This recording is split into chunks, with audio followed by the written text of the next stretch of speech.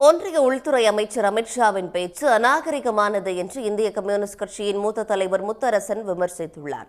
திருச்சியில் செய்தியாளர்களிடம் பேசிய அவர், தமிழ்நாட்டில் 1000 முறை அமித்ஷா பிரச்சாரம் செய்தாலும் எடுபடாது என்றும் தெரிவித்துள்ளார்.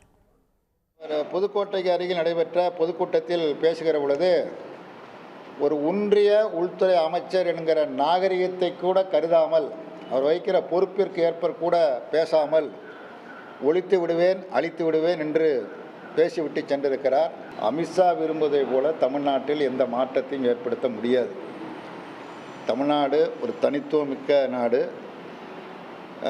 உண்மைகளை புரிந்து கொண்ட மக்கள் வசிக்கக்கூடிய மாநிலம் இந்த மாநிலம். யதார்த்த நிலைமைகள் தெரியும்.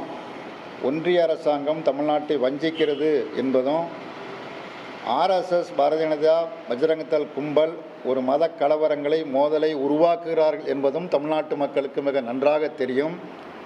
அந்த அடிப்படையில் அமித்ஷா ஒரு முறை அல்ல 1000 முறை இங்கே பிரச்சாரம் செய்தாலும் அவருடைய பிரச்சாரம் எடுபடாது. உடனுக்குடன் செய்திகளை தெரிந்து கொள்ள சன் நியூஸ் பெல் ஐகானை கிளிக் பண்ணுங்க.